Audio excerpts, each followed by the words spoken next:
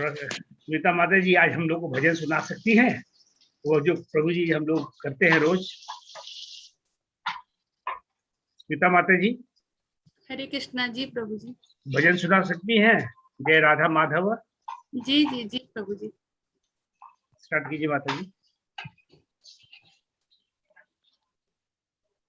हरे कृष्णा प्रभु जी, आपकी आज्ञा हो तो शुरू करूं? हाँ।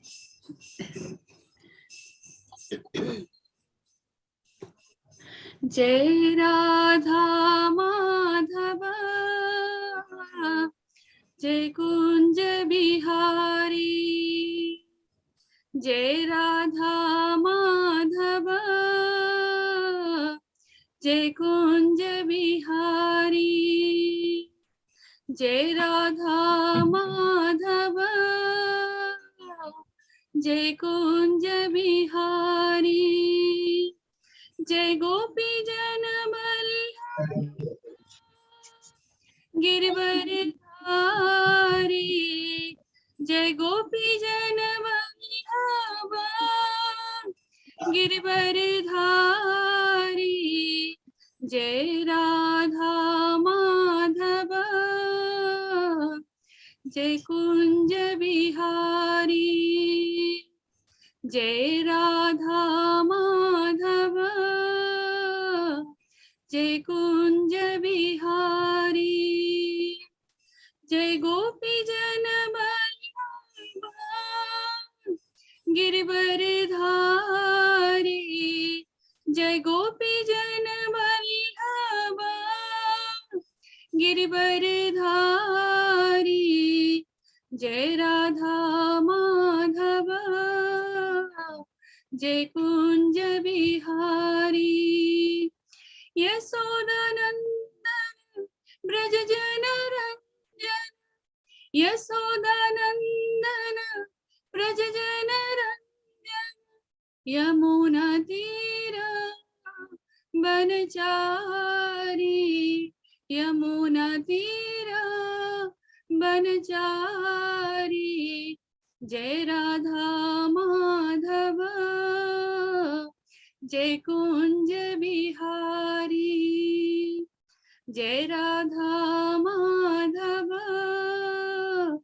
जय कुंज बिहारी, जय गोपी जन बल्लभ गिरवर धारी, जय गोपी जन बल्लभ गिरवर धारी, यशोदानंदन ब्रज जन रंजन, यशोदानंदन ब्रज जन रंजन, यमुना तीर बनचारी, जय राधा माधव जय कुंज बिहारी, जय राधा माधव जय कुंज बिहारी। हरे कृष्णा प्रभु जी, धन्यवाद।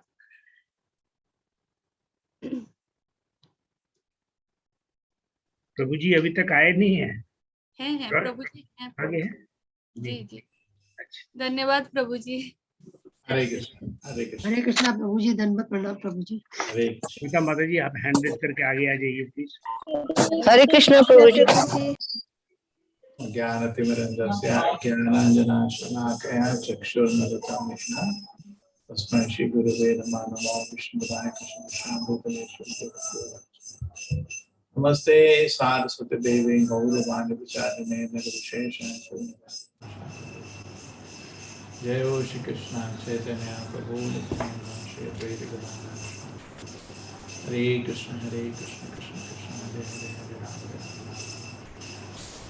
हरे राम राम राम हरे हरे। तो कौन सा वाला कौन बचा है भाई जिसको आप मेरे को एडमिन बनाना है?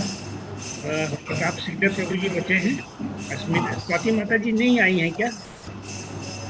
नहीं, स्वाति माता जी नहीं है प्रभु जी आज। चलो तो आप हैंडल करिएगा आज का माता जी। जी मैं की हूँ प्रभु। जी माता ठीक। हरे कृष्ण। हरे कृष्ण। अब हमारे कुंदन प्रभु जी को एक पढ़ने का मौका मिलना चाहिए, बहुत अच्छा पढ़ते हैं। अब प्रभु जी से मेरा एक निवेदन था, प्रभु जी ये आपका रिसोर्स मैनेजमेंट क्लास है, यहाँ बहुत सारे टीचर्स हैं, प्रोफेसर्स हैं, रिटायर्ड हैं, तो if you want any resource admins या वॉलंटियर्स तो you can pick up from here. ठीक है, कभी भी जरूरत हो इधर ही होंगे इकट्ठे जी प्रभु जी, हाँ ये रिसोर्स डेवलपमेंट सेंटर है आपका। ओम नमो भगवते वासुदेवाय, ओम नमो भगवते वासुदेवाय, ओम नमो भगवते वासुदेवाय।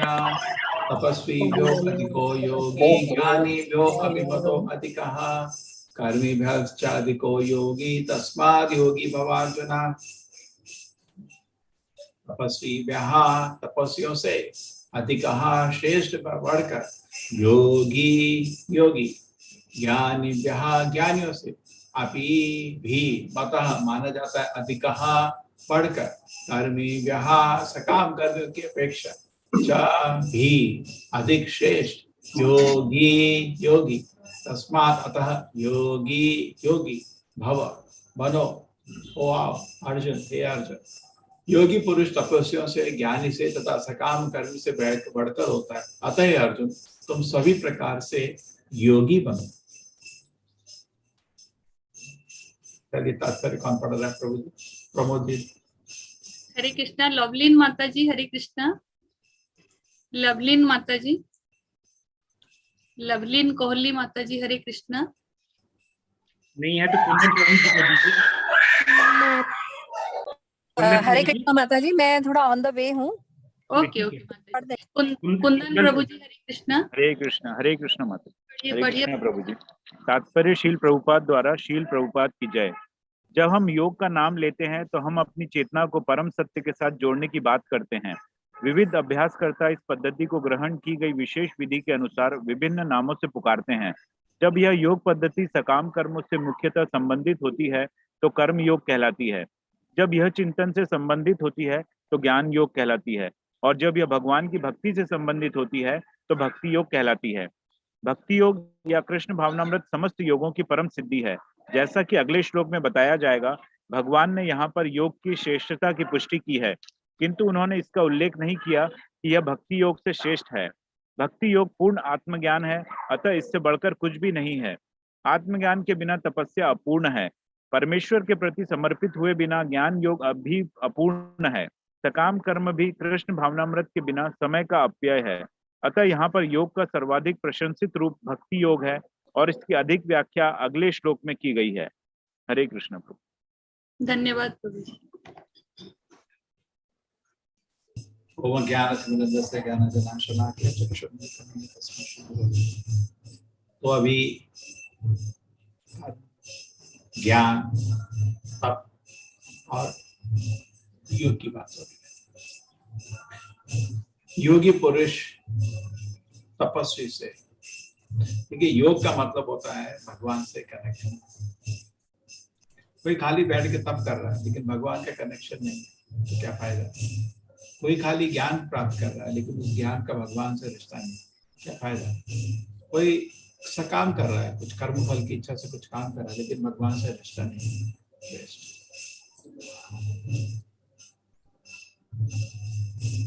तो किसी भी चीज में भगवत गीता में बहुत बारी बोला गया है कि कोई भी हो, कृष्ण जी बोलते हैं यद करोषि अदर्शनासि जुहोसि ददासि, जो भी कुछ करते हो उसमें आपको भगवान का कनेक्शन चाहिए होता है। एक बहुत अच्छा श्लोक है, शुद्ध भक्ति के 2 श्लोक बहुत महत्वपूर्ण हैं। एक श्लोक है सर्वोपाधि विनिर्मुक्तम।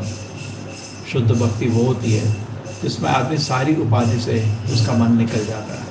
उपाधि, मैं स्त्री हूँ, मैं पुरुष हूँ, मैं रिटायर्ड हूँ, मैं काम कर रहा हूँ, मैं बच्चा हूँ, मैं इंडियन हूँ, मैं अमेरिकन हूँ, रशियन हूँ, यूक्रेनियन हूँ, तरह तरह की सारी उपाधि से निकल जाती है। सर्वोपाधि विनिर्मुक्तम तत्परत्वेन निर्मलम। और मन उसके बाद पूर्ण रूप से पवित्र हो जाता है। सर्वोपाधि विनिर्मुक्तम तत्पर ऋषिकेन ऋषिकेश, सारी इंद्रियों से जब भगवान की सेवा करते हैं,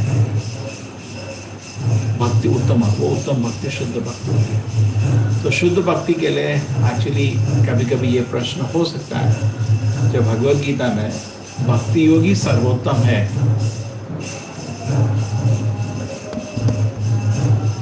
मेरा आवाज आ रहा है क्या आप लोगों को? आवाज आ रहा है प्रभु जी, बस बैकग्राउंड वाला आवाज थोड़ा सा ज्यादा। अभी ठीक है? हाँ यस प्रभु जी प्रभु जी।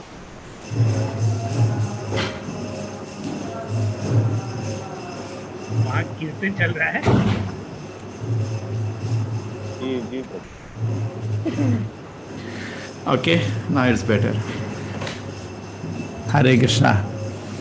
नाउ तो हम लोग क्या समझ रहे थे योगी, तो ये प्रश्न हो सकता है कि अगर भक्ति योगी सबसे सर्वोत्तम था, अभी आपका श्लोक आने वाला है नेक्स्ट श्लोक, तो फिर कर्मयोग, ज्ञान योग, अष्टांग योग इस भगवत गीता में कृष्ण ने बताया क्यों?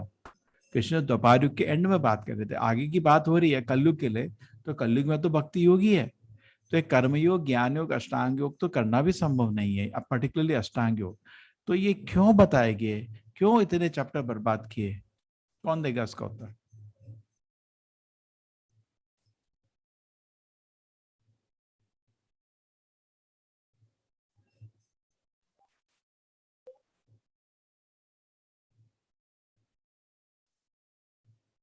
जब भगवत गीता का पूरा जगह जगह में भक्ति योग का ही सबसे इंपॉर्टेंट बताया गया है, सबसे महत्वपूर्ण बताया गया है, उसके बावजूद भगवत गीता में कृष्ण जी 2 चैप्टर क्यों निकाल दिए हमारे कर्म योग पे, फिर 4था चैप्टर ज्ञान योग पे, क्यों भाई? कंपैरिजन है प्रभु जी, टू अंडरस्टैंड कि भक्ति इज सर्वश्रेष्ठ। ओके ओके, ऐसे ही मेरे को 2 लाइन का आंसर चाहिए। हरे कृष्णा प्रभु जी। प्रभु जी, 2 लाइन के अंदर हम कर्म से जुड़े हैं और कर्म हमारे ज्ञान और अज्ञान पे बेस्ड है, और ज्ञान से हम भक्ति, ज्ञान से हम भ्रम से मुक्त होके भक्ति योग से जुड़ सकते हैं। इसलिए ज्ञान के जो पूर्ण रूप है वो भक्ति से ही पॉसिबल है। ठीक है, चलो नेक्स्ट। हरे कृष्णा प्रभु जी। थैंक यू माता जी। हाँ प्रभु जी, human being can not exist without work, so कर्म योग बहुत जरूरी है। That's why he expressed about, that's what I think. भक्ति में काम नहीं है क्या? चलो नेक्स्ट, कोई और?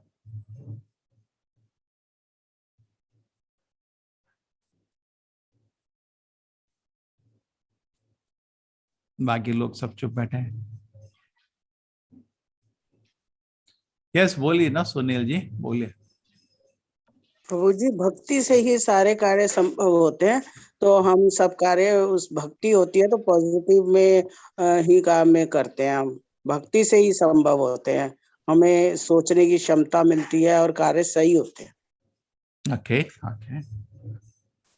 नहीं, मेरा प्रश्न ये नहीं, मेरा प्रश्न ये मतलब नहीं कि भक्ति का विवरण क्यों किया है, उसमें कर्म ज्ञान का क्यों विवरण है भगवत गीता में, जबकि कर्म योग ज्ञान योग का विवरण ही क्यों किया? अष्टांग योग ही ले लो, जैसे ही कृष्ण जी लिखते हैं अष्टांग योग, कृष्ण प्रभुपाद जी नीचे लिखते हैं नहीं करो, वो अष्टांग योग में श्लोक में लिखा है जंगल में जाओ एक अकेले स्थान में बैठो, प्रभुपाद जी का तात्पर्य नीचे नहीं करो, कोई जरूरत नहीं है। अरे तो कृष्ण ने खाली श्लोक व्यर्थ क्योंकि इतना समय भी नहीं था, युद्ध का 5 मिनट बच जाते, वो 45 मिनट की जगह 30 मिनट में गीता खत्म हो जाती, 5 मिनट में गीता खत्म हो जाती। ये सब क्या जरूरत थी इतना सत्वगुण, रजोगुण, तमोगुण, कर्मयोग, इवन सत्वगुण, रजोगुण, तमोगुण, वो भी क्या बात करने की जरूरत क्या थी ये सब कर्मयोग ज्ञान योग बताने की? सीधा भक्ति योग ही बताते ना, बस हम लोग बस शुद्ध भक्ति के बारे में सुन जाते हैं और खुश हो जाते हैं हम लोग।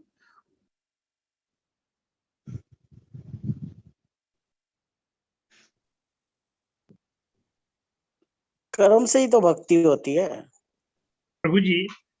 ये 3 मार्ग हैं भगवान की उपस्थिति या भगवान को समझने के लिए। ये 3 मार्ग में भगवान ये मनुष्य योनि के लिए जिसको जो रास्ता पकड़ना है पकड़े, लेकिन भक्ति जो अचानक भी हो सकती है, उसके लिए कोई प्रैक्टिस करने की जरूरत नहीं, भगवान से प्रेम कभी भी हो सकता है।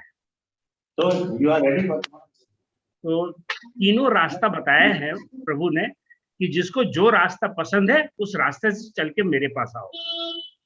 ओके, और कोई? प्रभु अभी जी, मैं मेरे को जो, हाँ, बुद्धि इन तीनों में हमें अपनी बुद्धि योग कृष्णा कॉन्शियसनेस में कृष्णा को रखते हुए भक्ति करना है। अरे रोशनी माता जी, दूसरों का अवसर दीजिए, आपको अवसर मिल गया। हाँ, भक्ति योग सबसे सरल है, इसलिए भगवान ने समझाया कि मेरी भक्ति करके मेरे पास आ सकते हो। ठीक है, सबसे सरल है। ओके, गुड गुड, सबसे सरल है। सब पॉइंट तो ठीक है, लेकिन कुछ ढूंढ रहा था। कुणाल जी। हरे कृष्ण प्रभु जी। प्रभु जी, बगैर कर्मों के तो शरीर का निर्वाह भी नहीं होता, तो कर्म। अरे यार, ये बकवास क्यों बोलते हैं? मेरे को गुस्सा नहीं दिलाओ। क्या भक्ति आदमी काम नहीं करता क्या? क्या बोल रहे हो? बोल दो यार, इतना पढ़ के क्या समझे आप लोग? भक्ति योगी काम नहीं करता क्या? क्या ये सब मतलब ऐसे ऐसे मूर्ख हैं क्या हम लोग की पता नहीं। आप ज्ञान देंगे कि कर्म के बिना तो पेट नहीं चले गए, तो ज्ञान मालूम नहीं था ना। हनुमान जी को भी पूरी लंका जला के आए, वो तो भक्त थे ना, वो तो कर्म योगी नहीं है, वो तो भक्ति योगी है। हरे कृष्ण प्रभु जी। मेरी समझ से कर्म जो है वो भगवान के लिए होना चाहिए, भगवान को अर्पित होना चाहिए, वो तभी भक्ति हो सकती है। ये बताओ, कर्म योग भक्ति योग में क्या फर्क है? भक्ति योग में पूर्ण आत्मज्ञान है। रोशनी माता जी प्लीज, आप बाकी को बोलने दीजिए ना। हाँ, होने चाहिए समर्पित, तो भक्ति योग में और कर्म योग में क्या फर्क है?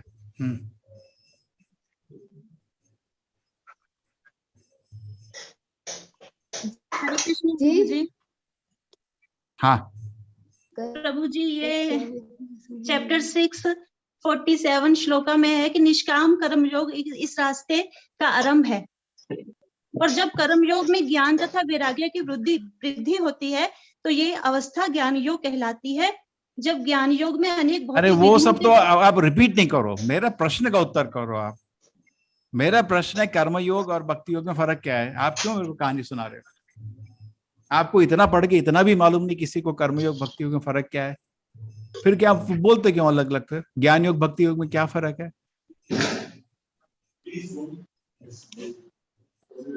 हनुमान जी भी काम कर रहा था, ये भी मेरे को शॉक हो रहा है, सरप्राइज। और आपको इतना भी समझ नहीं आया? हनुमान जी के सोए हुए थे क्या? वो कर्म योगी है, भक्ति योगी है? वो भक्ति योगी है हनुमान जी। डिस्टर्बेंस है बिकॉज सब लोग अपना माइक ऑन करके बैठे हुए हैं।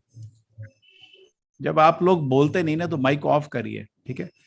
तो प्रश्न ये है कि आप किसी को ये भी मालूम नहीं, आप बोलते हैं 3 बारी गीता पढ़ ली, कि कर्मयोग भक्ति योग में फर्क क्या है?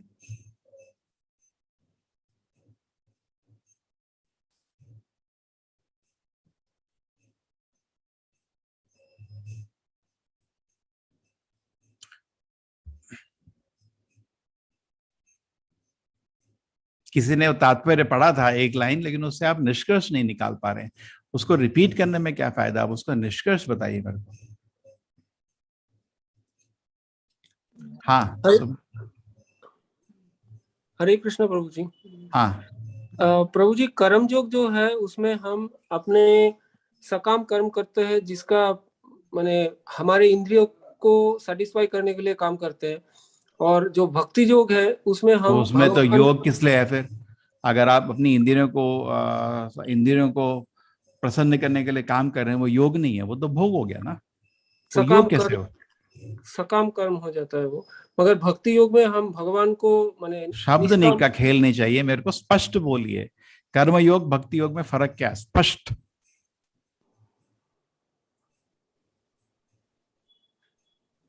आप शब्द ठीक यूज किए, लेकिन शब्दों में कभी कभी लोग शब्द बोल देते हैं लेकिन बिना मतलब समझे। मतलब क्या है? क्या फर्क है भक्ति योग कर्म योग? आप कर्म योग से भगवान के पास नहीं जा सकते। ये कोई बोल रहा था कोई भी रास्ता ले लो, ये नहीं है रास्ता, नहीं। भगवान बोलते हैं गीता में आपके रास्ते अपने अपने आप रखिए। गीता में कृष्ण जी बोल रहे हैं खाली भक्ति से मेरे पास पहुंच सकते हो, कर्म ज्ञान से आप भगवान के पास नहीं पहुंच सकते। आपने गीता पढ़ी नहीं है क्या? क्या क्या लोग उल्लेख दे रहे हैं, मेरे को समझ नहीं आ रहा है क्या समझ आया इनको इतने टाइम में।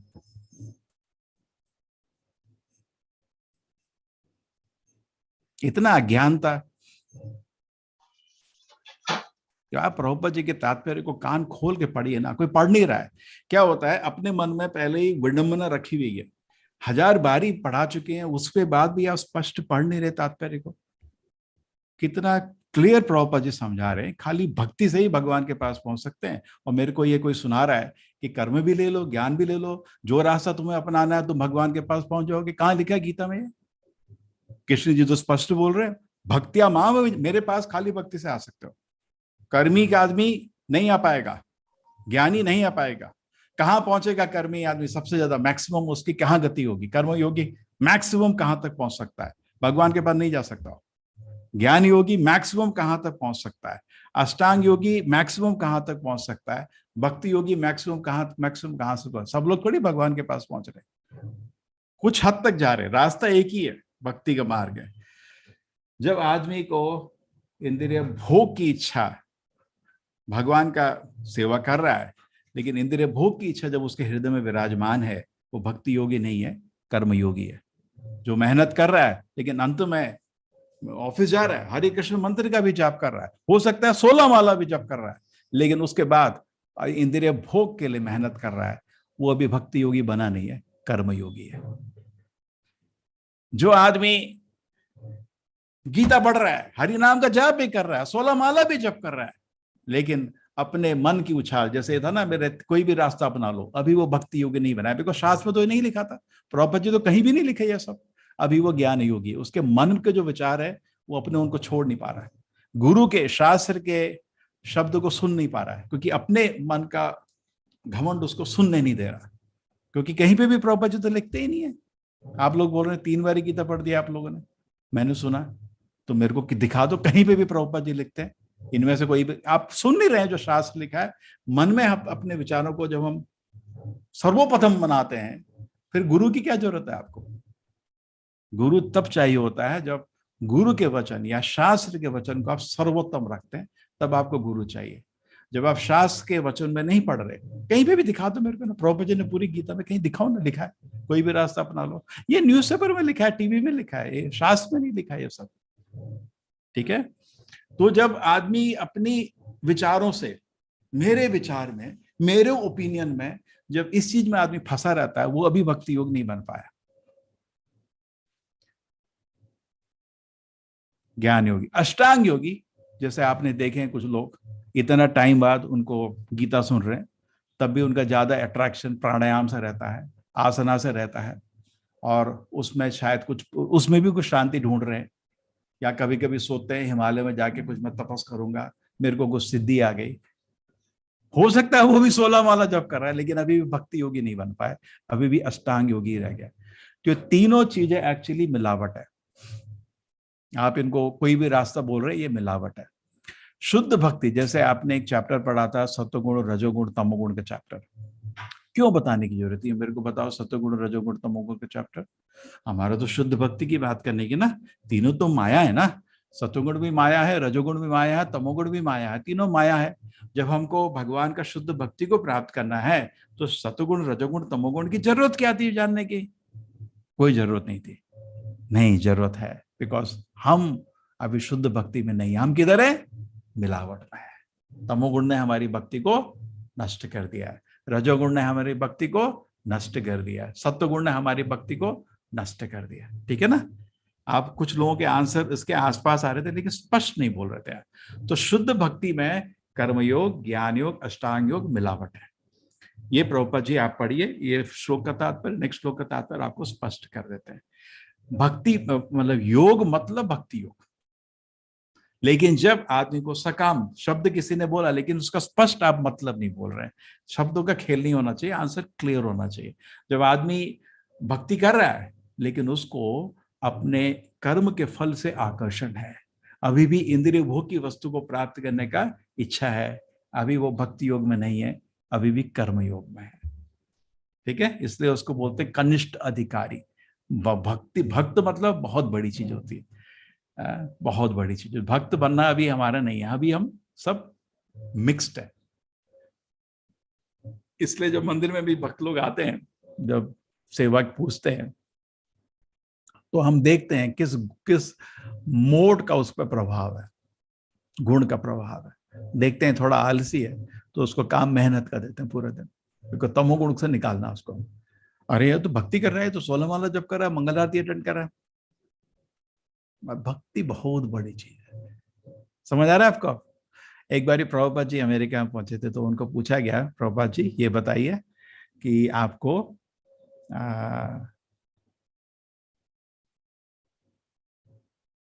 आप भगवान है क्या? तो प्रभुपाद जी बोले नहीं, मैं भगवान नहीं हूं, भगवान का भक्त हूं। तो उसके बाद नेक्स्ट बोले प्रभुपाद जी, सॉरी, मैं भगवान का भक्त बनने का कोशिश कर रहा हूं। ठीक है, ये देखिए फिर कर क्या अपने आप को, भक्त हैं वो, महान भक्त हैं, लेकिन हमारे लिए सिखा रहे हैं भगवान के भक्त बनने का कोशिश कर रहा हूं। तो जो शुद्ध भक्ति होती है उसको भक्ति योग बोलते हैं। वो प्राप्त करना आसान नहीं है। तो एक सीढ़ी आपको, आपके पता नहीं स्लाइड्स में भी जो आपका प्रेजेंटेशन था, ये स्लाइड थी। ये शुरू होता है कर्म भोग, आदमी मेहनत कर रहा है और कर्म फल से अपने को आनंद कर रहा है, उसको बोलते हैं कर्म भोग। नेक्स्ट आदमी थोड़ा आगे चला जाता है, उसको बोलते हैं कर्म योग। कर्म भोग से कर्म योग। चलो मंदिर आता है, चलो 2 रुपया हुंडी में डाल दिया, एक चवन्नी भगवान का हुंडी में डाल दिया, ठीक है, तो ये आपका शुरू हो गया, उसका कर्म योग शुरू हो गया। अभी कर्म कर रहा है, उसको कर्म को भगवान के सेवा लगा रहा है, लेकिन अभी भी उसको कर्म भोग की इच्छा है, इसलिए उसको भक्ति योग नहीं बोला जाता, उसको कर्म योगी बोला जाता है। लेकिन जब वो भगवान के लिए कुछ दान करना शुरू करता है, उसका मन थोड़ा पवित्र हो जाता है। उसके बाद सोचने लगता है मैं किसके लिए दान कर रहा हूँ, ये भगवान है क्या? तो वो ज्ञान योगी। ज्ञान योगी क्यों? अभी भी अपने विचारों से बहुत आकर्षित है, मेरा ओपिनियन ये है, मेरे विचार में ये है। नहीं, मैं बताता हूँ, जितना असंभव होता है हरि नाम का शुद्ध नाम जाप करना, बहुत मुश्किल होता है। आप सबने मालूम है, एक माला भी जप करना और एक एक शब्द सुनना असंभव कार्य है ना। उसी तरह शास्त्र का अध्ययन करना भी असंभव कार्य है। हम में से शायद ही कोई शास्त्र को पढ़ सकता है एक एक शब्द करके। हमारे इतने विचार, अपने ओपिनियन, अपने कंक्लूजन, अपने वो इतने भरे में हमारे सिर में, पर्टिकुलरली जैसे हमारी उम्र बढ़ती जा रही है, वो पहले का बहुत सामान है। इसलिए छोटे बच्चे को बहुत इजी रहता है, जैसी उम्र बढ़ती है बहुत कुछ हमारा एक्सपीरियंस है, उसमें बहुत मुश्किल हो जाता है। बिकॉज आप अपने एक्सपीरियंस और अपने आइडियाज और अपने ओपिनियन को, जैसे आप कोई रोड में रस्सी को देख रहे हैं, तो आप रस्सी की जगह क्या देखते हैं? सांप। तो सांप किधर था? आपके सिर में। रोड में सांप नहीं था, रोड में तो रस्सी थी। तो उसी तरह आप गीता का अध्ययन कर रहे हैं और आपके मन में बहुत तरह के ऑलरेडी विचार है। आप एक्चुअली जो गीता में है पढ़ते नहीं है, आप अपने विचारों को उधर ढूंढने लगते हैं। रस्सी को सांप देख रहे हो, लिखा नहीं है उधर रस्सी सांप है, लेकिन आप उस तरह पढ़ने लगते हो, उसको उस तरह स्टेटमेंट्स को उससे मोड़ने का कोशिश करते हो। तो जिस तरह शुद्ध नाम जब असंभव है, शुद्ध श्रवण भी असंभव है। इसलिए बोला जाता है आप बहुत ध्यान से अगर 16 माला जप करेंगे, एक जगह बैठ के एक एक शब्द को सुनेंगे, उसके बाद जब आप शास्त्र का अध्ययन करेंगे, आप एक एक शब्द को सुनेंगे। आसान नहीं है, बहुत मुश्किल है। तो जनरली हम लोग एक्चुअली कर्म योग और ज्ञान योग ही कर रहे हैं, हम कोई भी भक्ति योग नहीं कर रहे। भक्ति योग हमको पहुंचना है, इसलिए बोला जाता है श्लोक, सर्वोपाधि विनिर्मुक्तम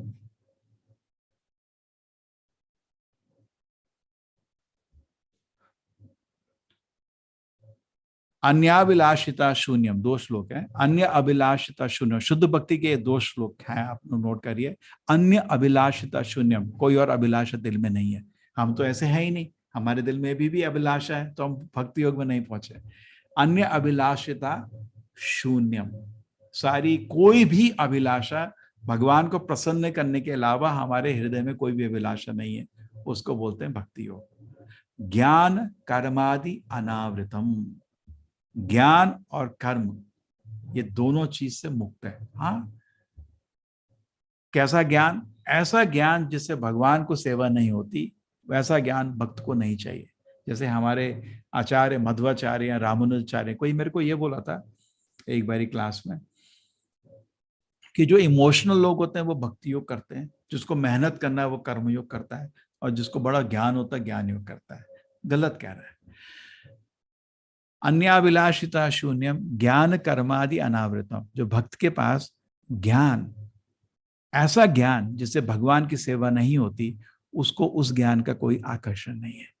हो सकता है अपने जीने के लिए या अपने व्यवसाय के बस कुछ सीखता है, वो अलग चीज है, व्यवसाय के लिए सीख रहा है, और उसके आउटसाइड उसको जो हमारे भगवान की व्यवसाय को भी धन से भगवान की सेवा कर रहा है, लेकिन जो ज्ञान ऐसा है जिससे भगवान की सेवा में वो उपयोग नहीं होगा, उसको उस ज्ञान का कोई इंटरेस्ट नहीं है।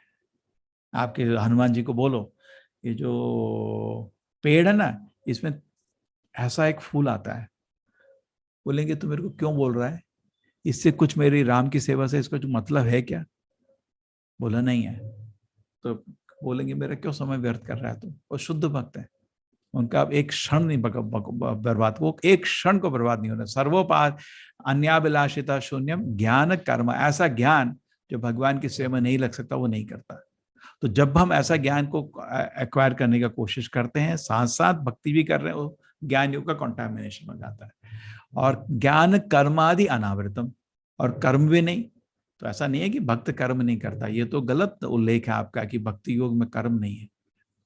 क्या आपके बड़े बड़े अर्जुन तो क्या वो कर्मयोगी है? भक्ति योगी।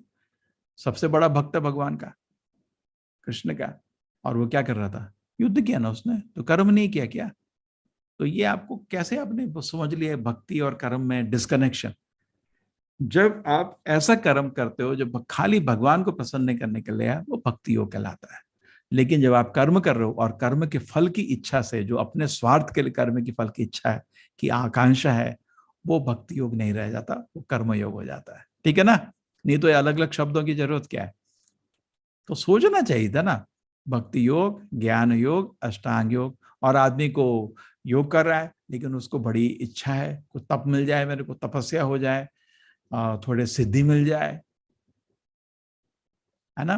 तो अभी भी उसका कंटामिनेशन है अष्टांग योग से। ठीक है, कभी डॉक्टर ने आपकी शरीर बीमार है या कुछ उसके लिए पेट, तो कुछ आप एक्सरसाइज कर रहे हैं, आप वो तो फिजियोथेरेपी भी करते हैं लोग, या आप योगाभ्यास कर रहे हैं, उसमें स्पिरिचुअल कुछ नहीं है। लेकिन मैंने देखा बहुत लोग उसी को स्पिरिचुअल मान के बैठे रहते हैं, सोचते हैं उनका कुछ आध्यात्मिक प्रगति हो रहा है उससे, तो वो ज्ञान योग, वो अष्टांग योग का कंटामिनेशन हो गया। तो ये दिखाने के लिए कि भक्ति योग, जैसे शुद्ध भक्ति में आपको सतोगुण रजोगुण तमोगुण को ज्ञान क्यों दिया कृष्ण जी ने? इतना नहीं, वो तो 14वें चैप्टर से शुरू हुआ, वो 18वें चैप्टर में तो आधा चैप्टर वही है, सतोगुण में ये, रजोगुण में ये, तमोगुण में ये। 17वां चैप्टर भी वही है, सतोगुण में मैं, रजोगुण में ये, तमोगुण में मैं, बार बार। अरे हमको तो शुद्ध भक्ति की बात करो ना भगवान, आप सतोगुण तमोगुण रजोगुण की बात क्यों कर रहे हो?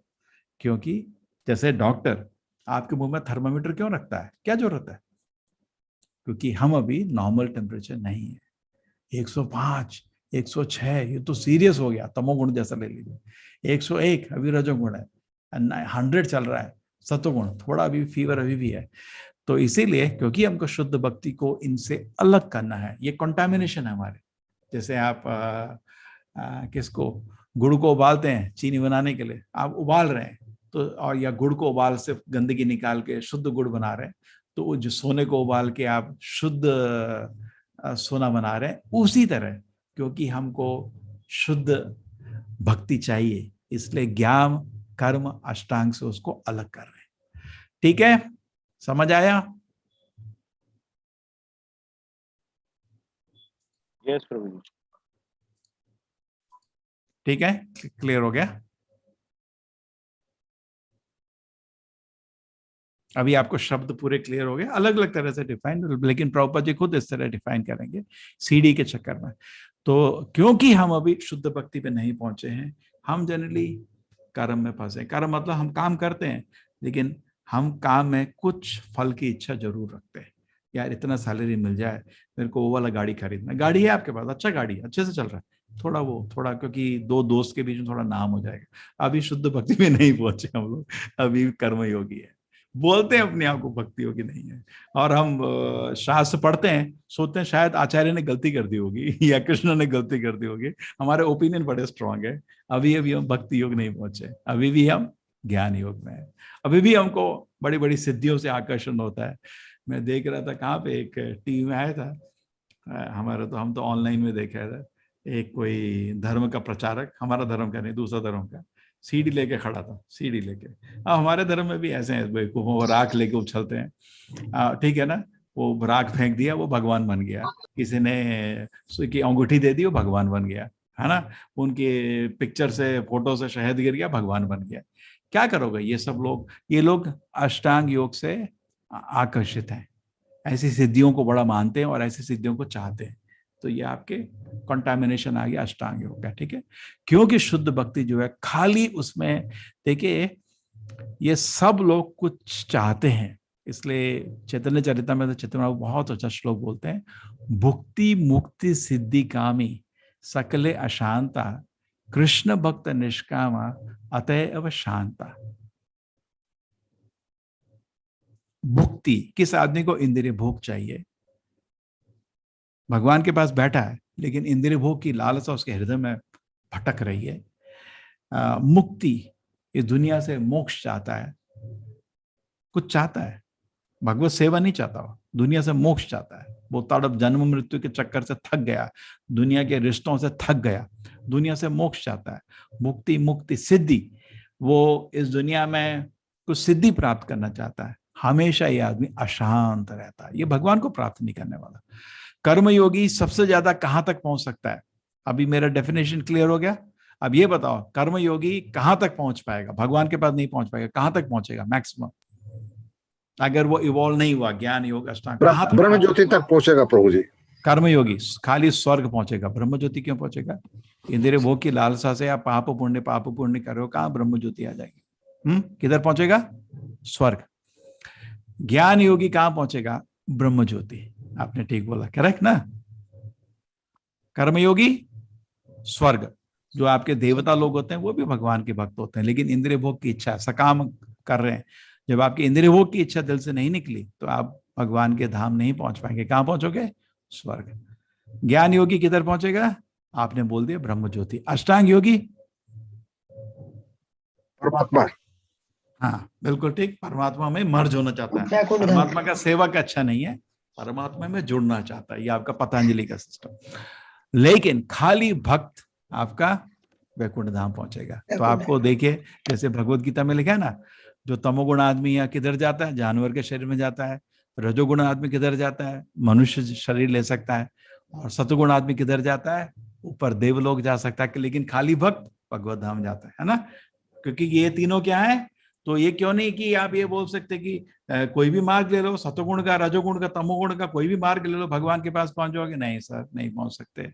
जब तक कंटामिनेशन आप नहीं पहुंच पाओगे, जब तक तमोगुण आपके शरीर में रहेगा, आप परशु का योग नहीं जा पाओगे, भगवत धाम नहीं जा पाओगे। ठीक है ना? तो उसी तरह जब तक ये कर्मयोग, ज्ञान योग, अष्टांग योग का कंटामिनेशन रहेगा, आदमी को शुद्ध भक्ति प्राप्त नहीं होगा। ठीक है? नहीं तो फिर अगर ये सब एक ही थे तो कृष्ण जी क्यों बोल रहे हैं नेक्स्ट श्लोक में योगी नाम सर्वेशाम, है ना? क्यों बोल रहे हैं? इधर क्यों बोला जा रहा है? योगी पुरुष तपस्वी से, ज्ञानी से क्यों बोला जा रहा है? कंपैरिजन क्यों किया जा रहा है? अगर एक ही चीज थी तो कंपेयर क्यों कर रहे हो? एक नहीं है, अलग है। ठीक है? ओके, इन सब में योगी सुप्रीम है, कर्मी ज्ञानी, लेकिन योगी से भी सुप्रीम है भक्ति योगी। योगी में बहुत तरह के भक्ति योग होते हैं, सर्वोत्तम भक्ति योग है। इस पे कुछ प्रश्न है क्या? लगता है कुछ लोगों के लिए नया रहा होगा। कुछ प्रश्न है? प्रभु जी एक छोटा सा प्रश्न है। प्रभु जी आर्त अर्थार्थी जिज्ञासु ज्ञानी, तो ज्ञानी भगवान कहते हैं कि ये श्रेष्ठ है और ये हमें सबसे ज्यादा प्रिय है।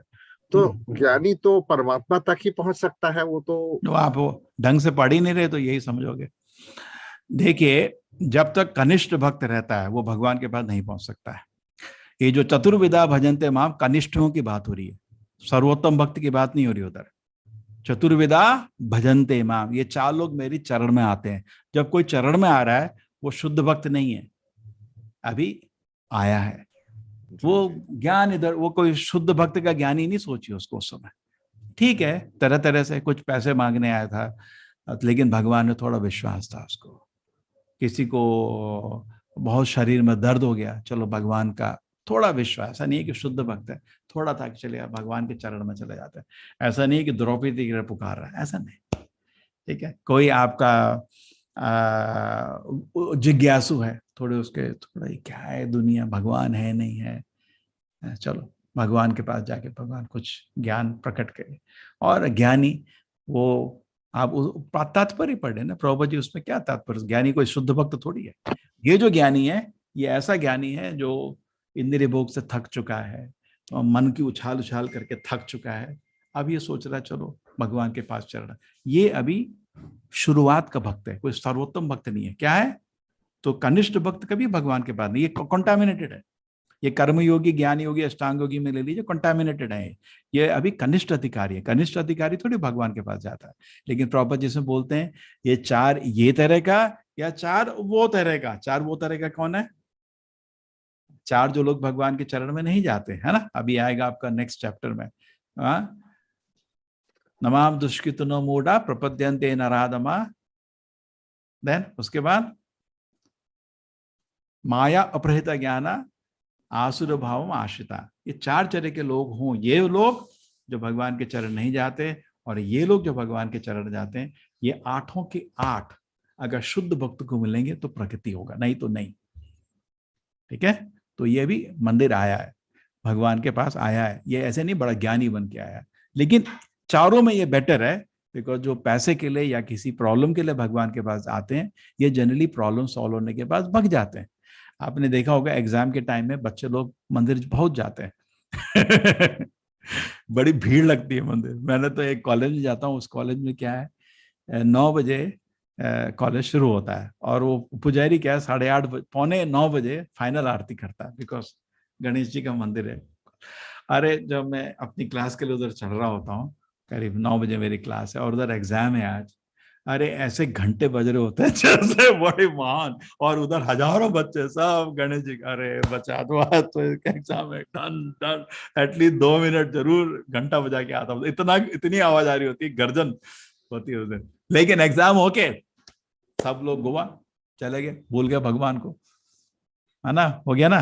ठीक है, भगवान की पूजा के लिए नहीं आया, देवी देवता की पूजा के लिए आया, तब भी उसका कंसेप्ट उतना ही था, वो भूल गया। अब किधर जा रहा है वो, गोवा जाके बैठेगा, है ना। तो जनरली लोग ऐसा होता है, प्रॉब्लम होती है तो भगवान को याद करते, नहीं तो भगवान को भूल जाते। तो आर्तो अर्थार्थी क्या भग जाते हैं। जिज्ञासु भी ज्ञानी के बराबर। जिज्ञासु थोड़ा प्रश्न था, कुछ पूछने आया। ज्ञानी अभी इंद्रिय भोग से थक गया है, अब वो सोच रहा है कि मैंने बहुत मन को विचलित किया, मन को बहुत उछाला, इधर पड़ा उधर पड़ा, किसी से शांति नहीं मिला। हमारे लेवल 4 में एक आदमी है, वो मेरे को बोल रहा था मैं बहुत तरह तरह से पढ़ा, इधर की किताब उधर, अब मेरे को शांति मिल रहा है, बिकॉज मेरे को पता नहीं था। देखिए सब लोग भगवान से कुछ चाहते हैं। एक बारी मैंगलोर में एक सेठ आया था, सबसे बड़ा सेठ है हमारा मैंगलोर का। तो मैं उसको शाम को मिलने गया, जैसे ही मिल के गया मैंने उसको कुछ प्रसाद दिया। मैंने कहा आपको कुछ पानी आनी चाहिए क्या? तो बोला आप सुबह से मैं यहाँ बैठा हूँ, 1000 लोग क्यों लगा के आए। वो मना नहीं करता, किसी को भी ना नहीं बोलता। दिन में लाखों लोग दान कर देता है, लाखों रुपए दान करता है दिन में। तो जब भी मैंगलोर, सबसे बड़ा सेट है मैंगलोर, जब यहाँ आते भीड़ लगती है, ऐसी भीड़ मतलब हजारों लोग खड़े हो जाते हैं। सब लोग जाके बोलते हैं मेरे बेटे का उस कॉलेज में एडमिशन करना है, कुछ नहीं है, कितना फीस है? 50,000, ठीक है, एक उठिया कैश एक चेक दे देता, जो नेक्स्ट। वो बहुत बड़ा दिन, बहुत दान, मतलब मैंने देखा नहीं ऐसा दिन। लेकिन सब लोग उसके पास कुछ फायदा उठाने गए। कोई ये भी नहीं सोचता ये आदमी पानी भी नहीं पिया पूरा दिन। वही मेरे को बोल रहा था, पूरे दिन बैठा हूँ, किसी ने ये भी नहीं देखा कि जैसे होता है कभी कभी आपको कुछ लोगों को पता चलता है यहाँ बड़ा कोई तपस्वी आया है, बहुत पुण्य है उसके पास, तो सब लोग जाके उसको अपना कहानी सुनाते हैं। पता है ये प्रॉब्लम है, मेरा एडमिशन नहीं हो रहा, ये तो उसको सुनाते हैं। तपस्वी के पास पुण्य होता है, तो सुन के वो उसको आपके बारे में बुरा लगा, थोड़ा पुण्य दे देगा, जैसे पैसे बांट रहा है पुण्य बांट रहा हो, ठीक है। लोग आशीर्वाद लेके आ जाते हैं उससे भी। वो उनको ये मतलब नहीं ये जा नरक में, जा तू नरक में, उसको उनको ये मतलब नहीं है कि उसने खाना खाया या पानी पिया, कोई मतलब नहीं है। तो हम लोग सब अपने में ही फोकस्ड है। कर्म योगी, ज्ञान योगी, अष्टांग योगी, ये भगवान के बारे में नहीं सोच पा रहे। लेकिन भगवान का भक्त है जो पहला आदमी है, वो ये सोचता है कि भगवान को कैसे प्रसन्न किया जाए। कर्म योगी किसको प्रसन्न करने की कोशिश कर रहा है? अपने को। ज्ञान योगी अपने मन को, अष्टांग योगी अपने को सिद्धियों को, अंत में अपने को ही प्रसन्न करने की। भुक्ति मुक्ति सिद्धि कामी सकले अशांत, ये चारों लोग अशांत हैं क्योंकि अपने ही बारे में सोच रहे हैं। हम तो भगवान के दास हैं, ये कैसे दास हो गया? भगवान की प्रसन्न करने की सोच ही नहीं रहे। जैसे आप सोचिए, चैतन्य महाप्रभु जो जगन्नाथपुरी मंदिर घुसे थे वो भक्त के स्वरूप थे और एक पग उन्होंने लिया, राधा रानी के रूप में, राधा रानी के भाव में है, मेरे नाथ। दूसरा पग लिया, मेरे नाथ, और तीसरे पग में बेहोश हो गए घंटों के लिए। और हम लोग भी जाते हैं हम सच बताओ, हम लोग क्या देखते हैं? हमारा भी दर्शन देखना क्या है, हमारी भक्ति, नवविध भक्ति भी जो है सतगुण रजोगुण तमोगुण से प्रदूषित है। प्रभुपद जी खुद समझाते हैं भागवत के 8वें खंड में। आप समझ रहे हैं ना, कोई जप कर रहा है या श्रवण कर रहा है या किताब पढ़ रहा है या आरती कर रहा है, भगवान को भोग लगा रहा है, सतगुण रजोगुण तमोगुण हमारी सेवा को शुद्ध भक्ति नहीं होने देते, कंटामिनेट करके रखते हैं, है ना। हमारे प्रयत्न रहता है इससे साधक में उसको शुद्ध करने का। तो कौन सा एग्जाम्पल बता रहे थे हम आपको?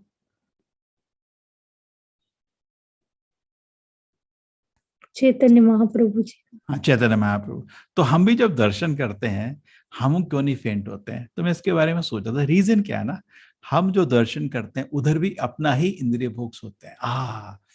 अच्छा स्मेल था आज, ट्रू, वो है आध्यात्मिक, लेकिन आप उसको भगवान अपने इंद्रियों को संतुष्टि के हिसाब से सोच रहे हैं।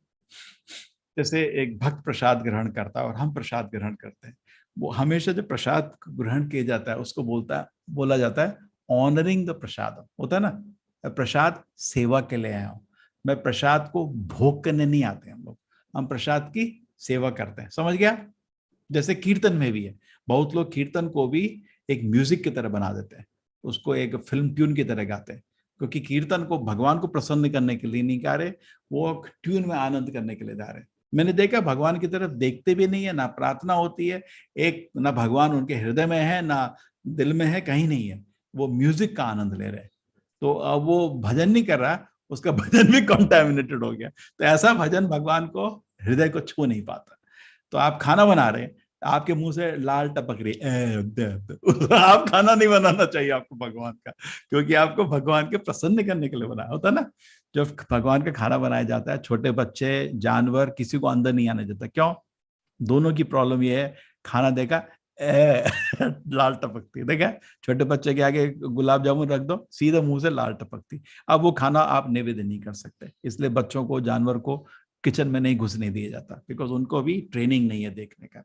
मैं बता रहा हूँ आसान नहीं है। नया आदमी जो होता है, जहाँ भोग बन रहे हैं 15 तरह के, आप सोचे पकवान बन रहे हैं, आप खुद सोचो, आप बहुत लोगों को ये एक्सपीरियंस है नहीं। फिर क्या है ना, हम जो बैठे हैं तो बहुत आसान लगता है, शुद्ध भक्ति करने में असंभव। आप एक माला जप करते हैं, बहुत मुश्किल होता है एक एक शब्द को सुनना। मैंने आपको ये भी बताया, शास्त्र का अध्ययन कर रहे हैं, बहुत मुश्किल होता है एक एक शब्द को वेदवाणी कृष्णवाणी करके पढ़ना। बहुत कम लोग करते हैं ऐसा, बहुत आसान नहीं है वो काम। उसी तरह भगवान का भोग बनाना बहुत मुश्किल है।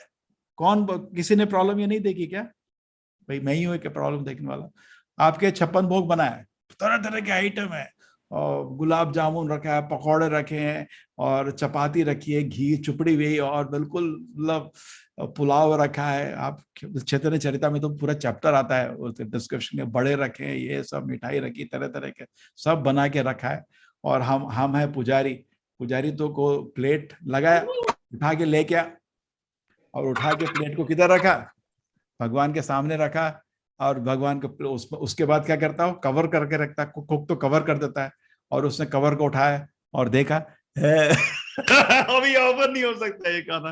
अरे बदमाश, अभी ऐसे थोड़ी होता है ठीक है ना, समझे नहीं समझे?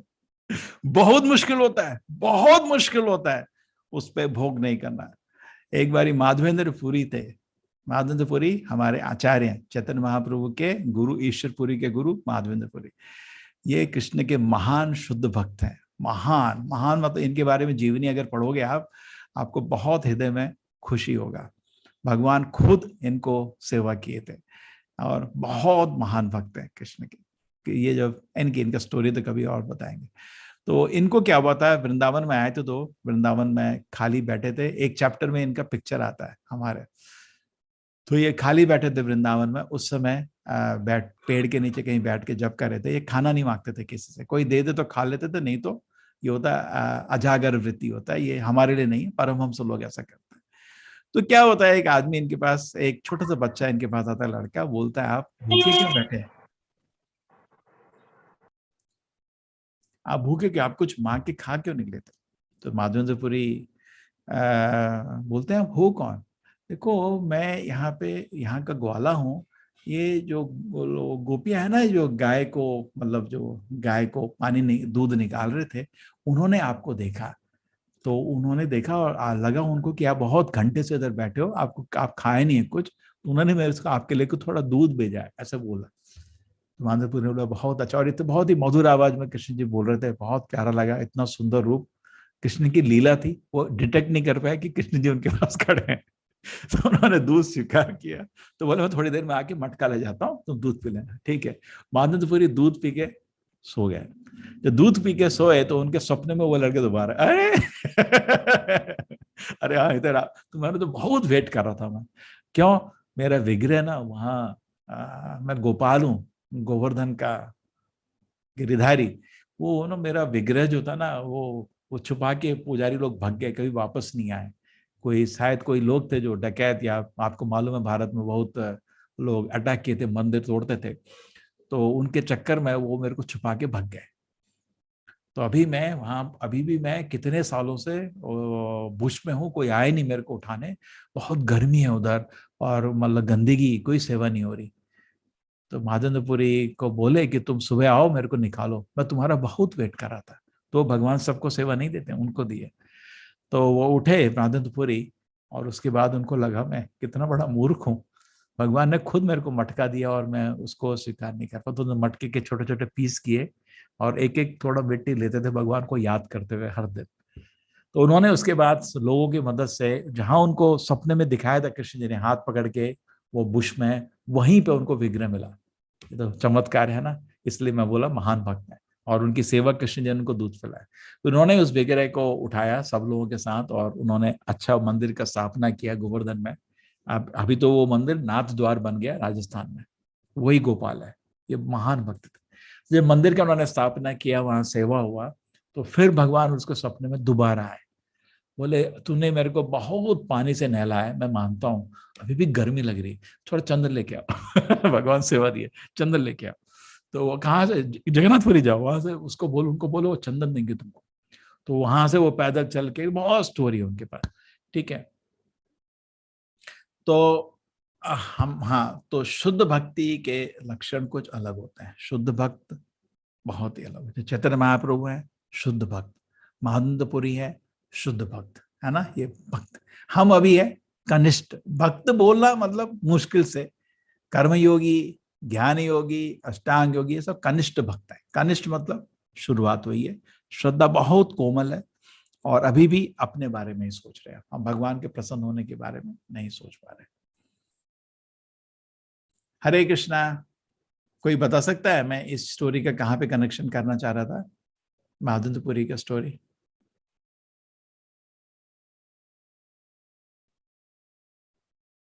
उम्र हो गई है, भूल जाता हूँ कहाँ शुरुआत हुई, कहाँ गए।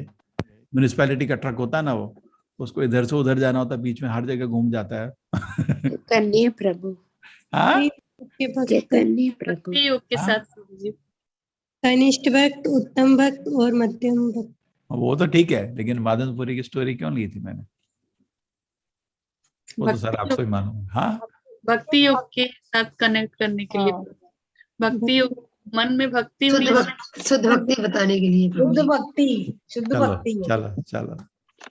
हरे कृष्ण प्रभु जी, एक क्वेश्चन पूछ सकती हूँ मैं आपसे, अगर आपकी परमिशन है।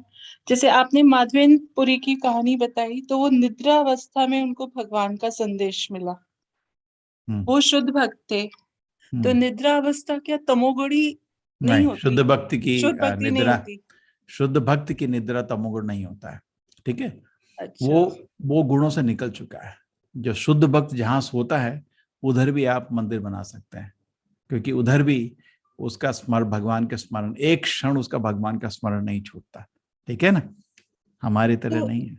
जैसे आपने कभी कभी देखा होगा मंदिर में बड़ा कीर्तन होता है, अच्छा आप जप करते हैं, है ना, तो आपको तमोगुण का आभास नहीं होता है नींद में। ठीक है, थैंक यू। हरे बड़ी कृष्ण। शांति। कभी देखा है ऐसा आपने? बड़ी शांति, खुद दिल में हाँ, इतना हाँ। अध्यात्म, मुस्कुरा के सोते से मुस्कुरा रहे होते हैं, है ना, हाँ जी। कभी कभी होता है ना, वो अलग है। ठीक है, हम तो घोड़े बेच के सोते हैं, वो अलग है तमोगुण। इसलिए हम लोग जहाँ सोते हैं उधर से उठ के उस जगह को, एक्चुअली वैदिक पद्धति जमीन में सोने की है।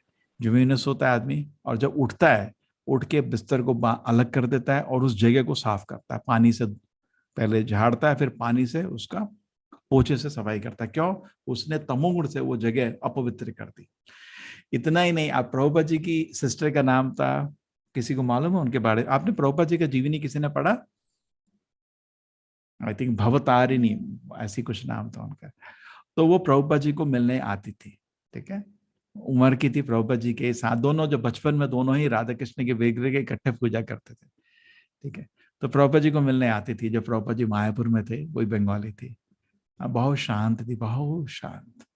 और जब जहां भी बैठती थी, जब प्रभुपाद जी से बात करें ना, कभी कभी वो खाना बनाती थी और वो सुपर कुक थी। क्या थी वो? Super cook. एक दिन अब प्रभुपाद जी को उनको डांटना पड़ा, अरे इतने मेरे सारे ब्रह्मचारियों का तुम खराब कर रहे हो, पकवान खिला खिला के बिगड़ जाएंगे सारे। तो जहां पे भी बैठती थी, उठने के बाद उस जगह में पानी डाल के साफ करते थे। मतलब इतना, मतलब उनके वो संस्कार थे कि मैंने तो ये जगह जहां बैठी अपवित्र कर दिया, बिकॉज मेरा चित्त पवित्र नहीं है ना।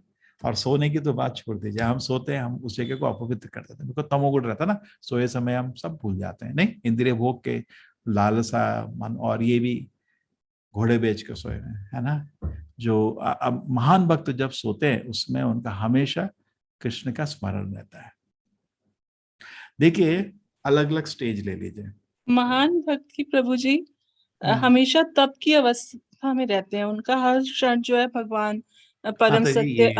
हाँ, महात्मा तो माम पार्था, भगवद गीता में जो श्लोक आता 9वें अध्याय में, उसमें फोटो भी दिखाई गई है। महात्मा न तो माम पार्था देवीम प्रकृति आश्रिता, वो लोग माया के चुंगल में नहीं होते, देवी योग माया से प्रभाव होता है। ठीक है, उनके हृदय में वो एक्चुअली भक्त है। हम लोग भक्त नहीं, हम लोग कर्म ज्ञान या अष्टांग से दूषित हैं, वो भक्त है। समझ आ गया? तो भक्त को माया छू नहीं सकती, कभी भी नहीं छू सकती। नहीं, मेरा क्वेश्चन ये है कि निद्रा, उनकी निद्रा अवस्था में ही क्यों भगवान आपकी जैसे नहीं संदेश देते हैं? दिन में भी तो वो आ सकते हैं ना। उनको दिन में 24, अरे दिन में तो उनको आके खुद दूध पिलाया ना कुल। माता जी, क्या होता है, जो महान भक्त की जो स्थिति है, वो भगवान उनको 24 घंटे ऐसे, जैसे आपका बच्चा है, ठीक है, आप उसको जब भी देखते हो एक बार ही तो गले लगा लेते हो ना, लगाते हो ना, तो आपको बड़ा संतोष मिलता है, इतना प्यारा है, बार बार गले लगाते हो, नहीं करते ना। जैसे यशोदा माँ कृष्ण को कभी भी देखती थी, मोहुस चुंबिता, कितनी बारी उसका चेहरा चुमती रहती, इतना प्यार था, बार पकड़ते रहती थी। ठीक है ना, तो जो शुद्ध भक्त है उनको भगवान उनको ऐसे पकड़े रहते हैं अपने गले में, वो 24 घंटे भगवान के हाथ में रहता है। ठीक है, उनको महामाया छू भी नहीं सकती। जैसे अर्जुन है, उसको महामाया छू भी नहीं सकती। अर्जुन को जो विडंबना करी गई थी भगवत गीता बोलने के लिए, वो योग माया से करी गई है। ठीक है माता जी। हरे कृष्ण गुरुजी। गुरुजी प्रभु जी, हरे कृष्ण।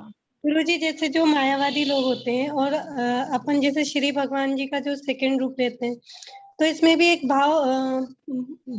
भाव रूप हम रहते हैं ना। जैसे वो मायावादी होते तो वो परमात्मा का को मतलब निराकार लेते, और हम जो रहते चतुर्भुज रहते, तो एक तरीके का जो आकर्षण है वो भी रहता है ना उसमें, कि हम यदि उनका हमारे हृदय में जो विराजमान है उनको चतुर्भुज रूप में पूजेंगे, तो उनके हम चतुर्भुज से विष्णु रूप से मूल विष्णु तक पहुंचने की वो है।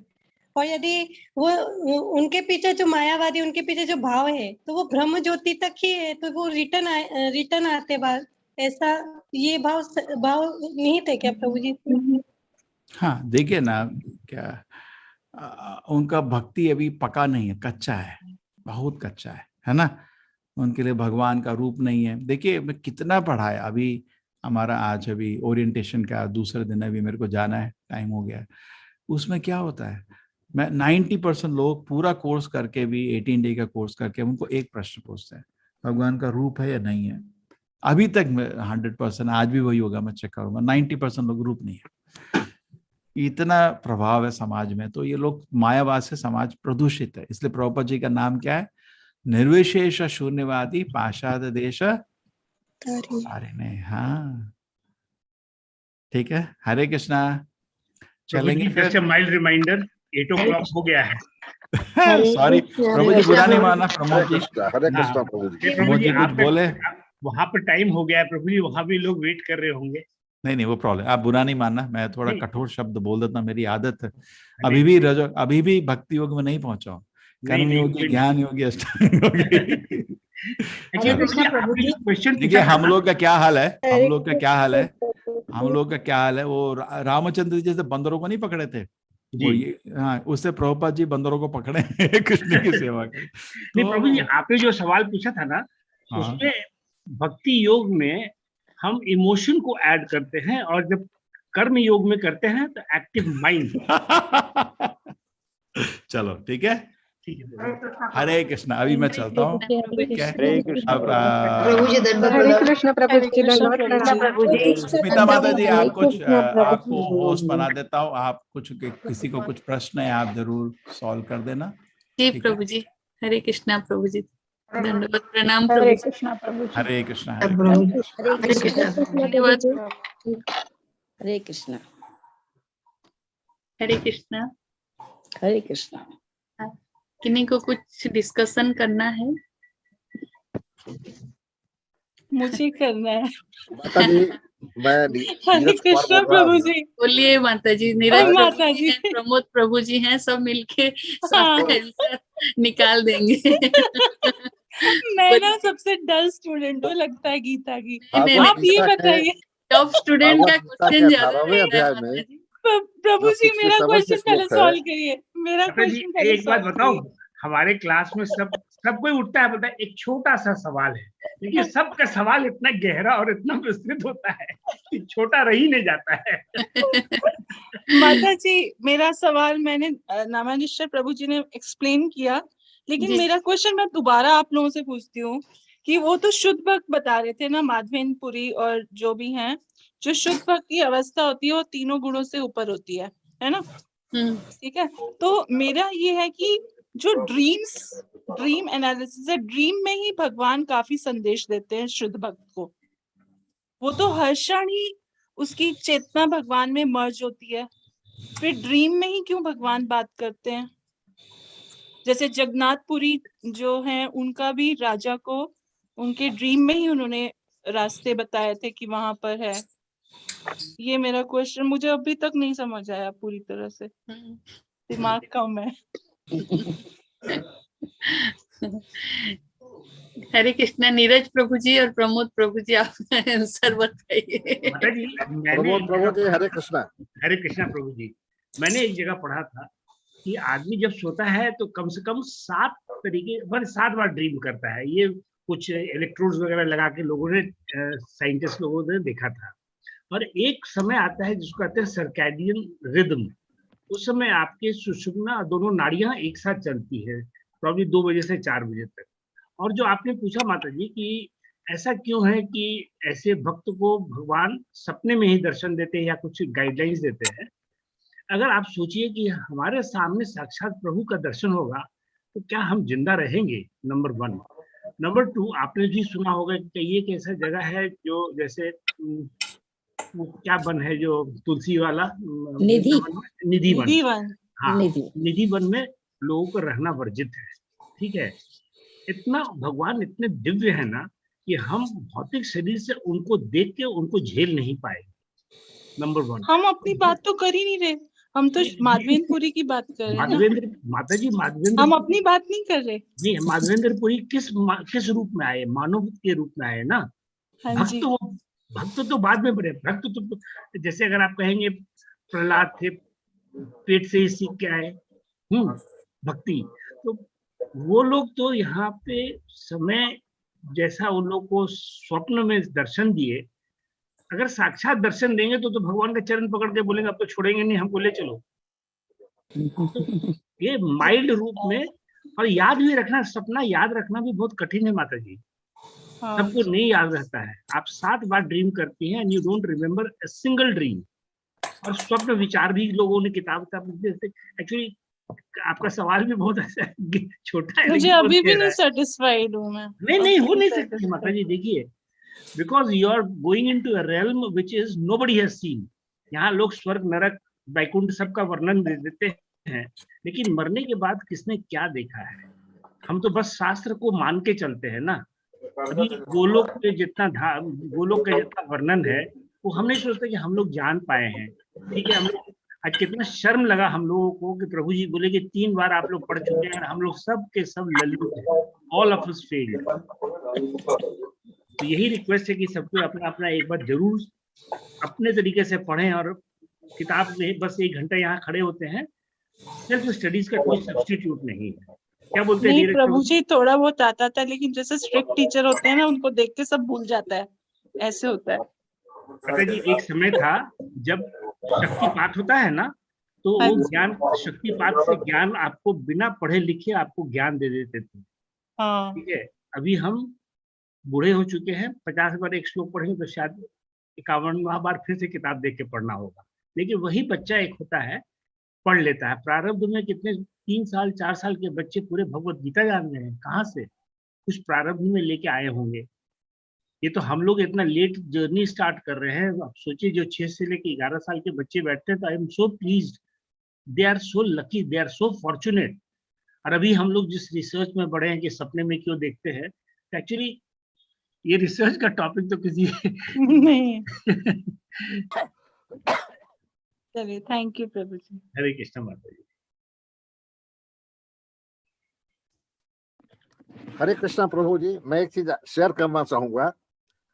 गीता के 18वें अध्याय में जहाँ भगवान ने 67वें श्लोक में जहाँ पे उन्होंने कहा है कि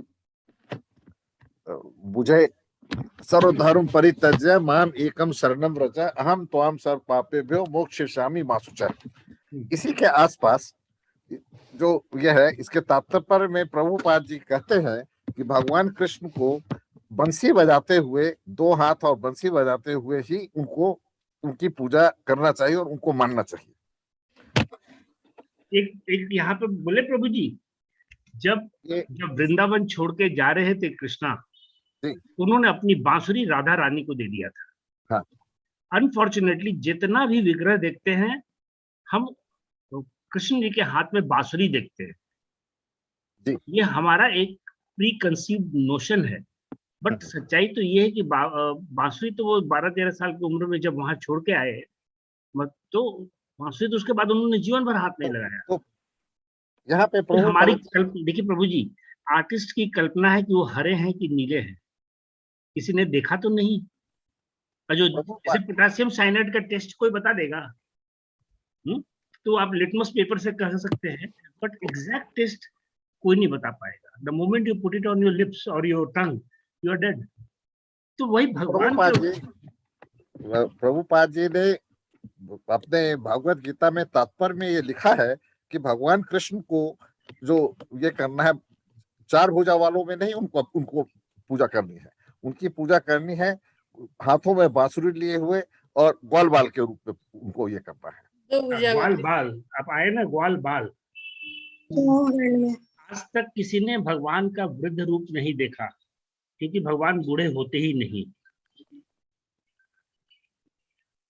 भगवान तो ऐसे है प्रभु जी कि आप जिस रूप में, जैसे आप देखना चाहिए, जैसे आप माने कि आपकी भक्ति अगर पुष्ट होगी तो आपको उसी रूप में भगवान नजर आएंगे। वो कहावत है ना, रामायण में लिखा, जाहि मूरत देखी सो तैसी, क्या हाँ। है इसका पहला लाइन? प्रभु मूरत देखे देखी सो तैसी। हाँ।